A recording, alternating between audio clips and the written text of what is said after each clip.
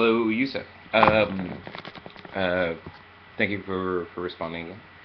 Um, I First of all, I want to say the question about Manichaeanism and Mendeism. Um, I'll make a separate video about that because I'd like to kind of talk at length about that, and I think it's an interesting. Think that it's an interesting topic. I've thought for a long while about doing a video series on heresies. Um, I think that heresies are kind of constitutive of Christianity in a certain way, if only by exclusion. They help to constitute what Christianity is, and I don't think it's possible to really understand what Christianity is, especially as a historical formed reality, without having some understanding of heresies. Um, and so I'd like to devote more time and do some more reading, right, before I actually give some kind of take on Manichaeanism and Mendeism. I mentioned Marcionism um, uh, mainly because Marcion has had, uh, uh, or I think has had a really deep effect in contemporary political theory in the continental philosophy tradition. Um, and so there's something about Marcionism that's very real and tangible today. Again, the question of the separation of law from life, and that becomes an issue of what's called biopolitics. Um, I don't want to go too much into that, um, but Marcionism becomes a way of thinking through contemporary political issues. Um, the question about Kabbalah, you're right. Kabbalah, of course, Kabbalah comes up much later. I think you date it to around 1900.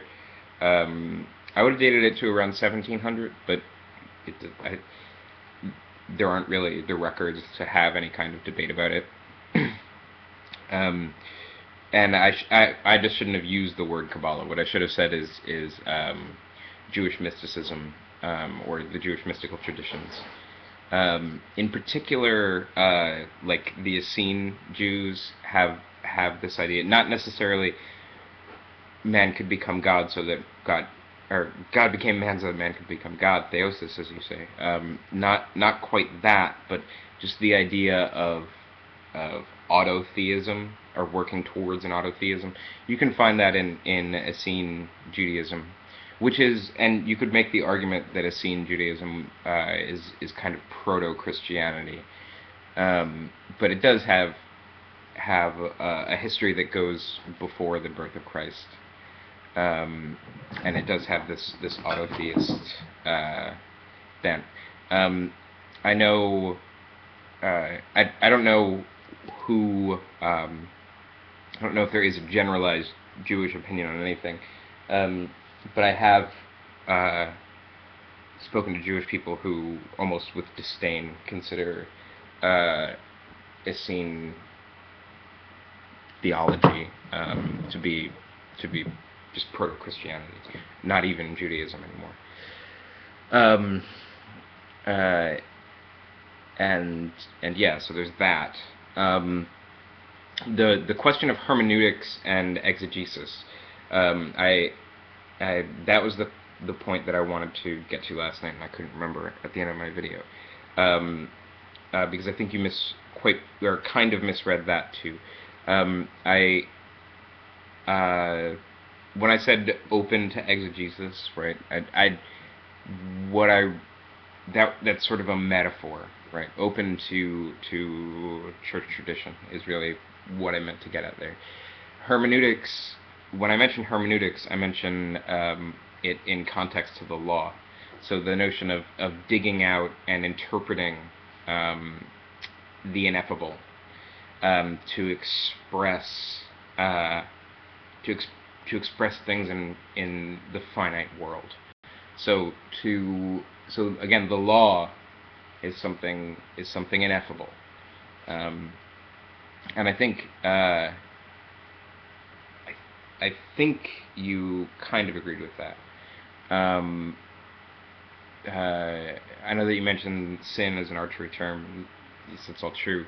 Um, but the law as laid out in the Torah, and then Jesus gives sort of an explication of the law. Um, but the notion that at the law will manifest itself differently in different historical time periods. In some way, it could better be said, like you could almost better describe the law apophatically, um, for the same reasons that apophatic theology tries to describe God negatively. Um, which, by the way, I think that the God of apophatic theology is the most interesting permutation of God, of that idea. Um, uh, Something about it. There's something much more mysterious about it. Um, and you obviously don't land in the kinds of contradictions, that a Protestant version of God would land in. Um, uh, the You asked if I thought Protestantism gave, or if atheism really rose out of Protestantism and the Reformation, and that's a tough question, and I think you would admit it's a tough question. Atheism, as we now know it, is really, just in case another viewer is watching and wants to say like Socrates was an atheist or something. First of all, not really, and second of all, uh, um, I this sort of scientific atheism. I would say that atheism, as we understand it, atheism as it manifests on YouTube, arises out of primarily the Anglo-American positivist tradition, around what 1910, 19 or back before very late 19th century, early 20th century, with people like Bertrand Russell and Wittgenstein and such. Analytic philosophy. That's where I think the new atheism arises from. Before that, you mentioned people like Hume and deists.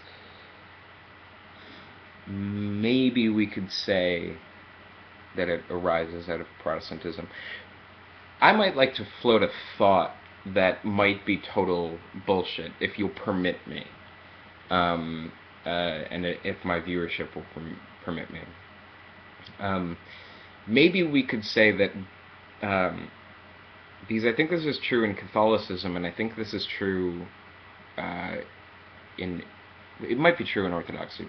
Let me know if it's true in Orthodoxy, but it's definitely true in Catholicism, that we tend to have this notion that faith is an epistemic category in relation to the existence of God, right?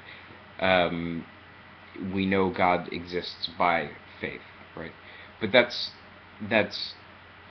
not quite, and like when that's wounded by evidence or something, I've heard people refer to faith as a band-aid to cover it up. But that's not really what it is, right? Faith, at least in Roman Catholicism, is faith is actually constituted by doubt.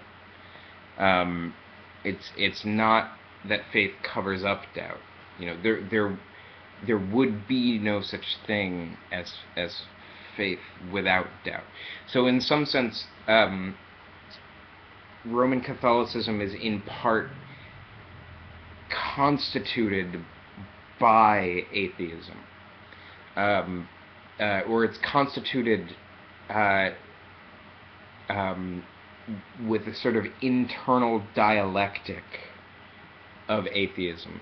Um, uh, Doubt and sort of disbelief have a very privileged place in Roman Catholicism that they don't have in something like Protestantism. And the notion of dark nights of the soul and all of that, those are central to the religious experience. They're not uh, sort of they don't they're not antithetical to the religious experience. They're part of it. So in this sense, like experience moments of atheism are central to it, to the point where I've heard someone say, and I think it's a beautiful point. In other religions you have atheists. In Christianity, you have, for a moment, God Himself becomes an atheist. My God, why have you forsaken me? For a moment, Jesus has difficulty being a believer, right? So like it goes back to the Bible even, but there's this like doubt and dealing with doubt and having that be at the center of your spiritual life. So in that way, atheism constituting your spiritual being. I think this is probably best illustrated by, some people have cynically said that Mother Teresa has come out as an atheist. I don't think so. I think, as I'm not necessarily a fan of Mother Teresa, but I think that if you really read her letters, she's still a very religious woman. She's just having a discourse on doubt that's reflective of 2,000 years of the church discourse on doubt. So what I want to say is that when the split between Protestantism and Roman Catholicism happens, maybe we could say that where Roman Catholicism is, at least in part, constituted by doubt, Protestantism tries to eradicate that and tries to describe everything in positive terms and tries to make everything epistemic and all of this, and therefore excludes doubt as a part of the spiritual experience. In some senses, Protestantism is where atheism is excluded from Christianity, and it might be that in that exclusion we see people like Hume, right? We see that emerge as a result of this. Maybe, right? That's the kind of thing that you could write a book on. But I think there is something about Protestantism not letting doubt have its place that might be related to the spike in atheism that you're referring to.